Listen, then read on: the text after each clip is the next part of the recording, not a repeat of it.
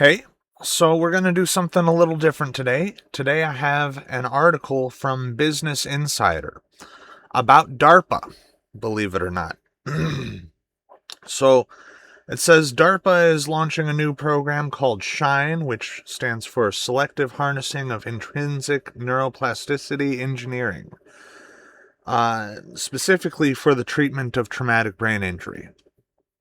Um, Now, everyone's heard of neuroplasticity, but not everyone really has a good grasp of what neuroplasticity is.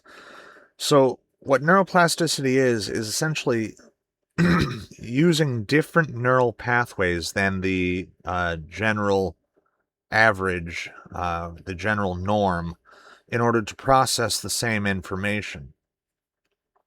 Um, so, there are different tools that are used to achieve this. Lumosity is famous for this, although Lumosity only really changes the neural pathways you use for the particular games that they have. Um, so Lumosity is not actually all that great for it. Um, but what happens is you are activating different neurons than you normally would in order to process the same information that you've already encountered. And there's actually a great therapeutic tool called EMDR, which is eye movement desensitization and reprocessing. I don't know exactly what that entails, but essentially it uses the eye movement while thinking about certain topics in order to desensitize you to those topics and reduce trauma. So that is one tool that uses neuroplasticity. Now, what it says, okay, DARPA says it wants to develop non-invasive tools that can enhance the brain's ability to adapt and rewire itself after an injury. Though the key to the brain's remarkable adaptivity is neuroplasticity, we lack the tools to stimulate plasticity in specific functional circuits to avoid global change and or unwanted side effects, the agency says. So what they are looking for, the ability to induce neuroplasticity in particular brain regions without inducing neuroplasticity throughout the entire brain. So that is actually something that may be kind of difficult because a lot of neuroplasticity, again, it does alter the pathways, so you're using different parts of your brain in order to process the same information, and that engages more of the brain. Now, if you're trying to treat traumatic brain injury, you do want to localize the neuroplasticity. Specifically, you want to move it from the damaged part of the brain to an undamaged part of the brain, and you don't want it to just be spread out all over. You want a very particular pathway to be taken, so as to not spread the trauma. Okay, there's more here. Let's see. Where is it? Where is it?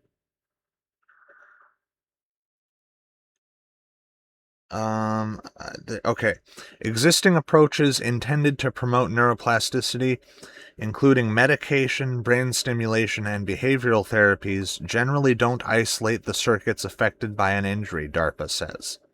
The agency is seeking to direct treatment at those specific pathways, leaving other parts of the brain untouched.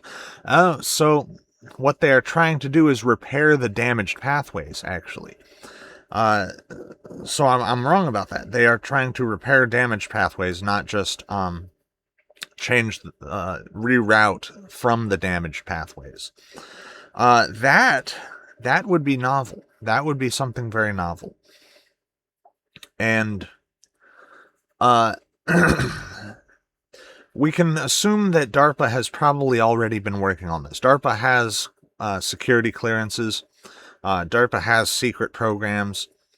The fact that we are hearing about this now means that they have probably already done work on it and are just trying to go public with some of their work.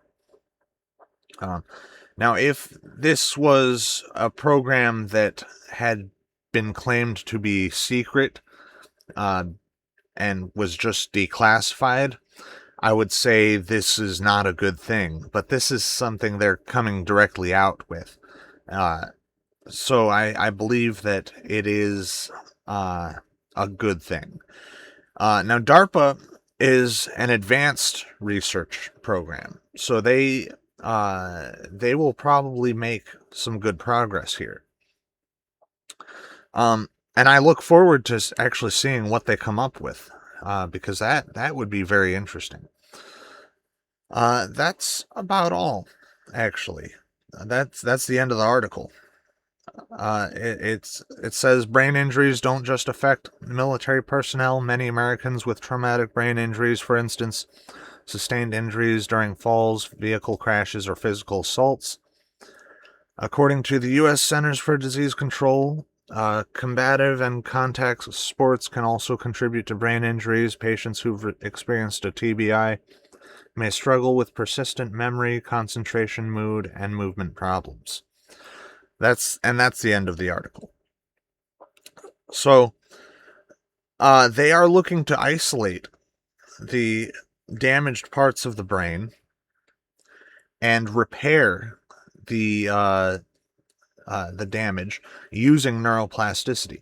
Now, I'm not sure what that would entail. I would look to something like EMDR, for example. EMDR would probably be the model for that. They could actually possibly get away with using medication for this. Certain medications do alter the structure of the brain. For example, lithium. Lithium actually causes the amygdala to grow in size, which in turn causes mood stabilization and better processing of stimuli. So they could use medication, possibly, but they would have to be very careful about how they go about that. But I would definitely look to EMDR for the blueprint of how they're going to go about this, because EMDR is used to treat trauma. Well, more emotional trauma than physical trauma. But it looks like they are trying to use, they're trying to treat physical trauma, which hasn't really been done so far. That's about all. Thank you for watching. Peace.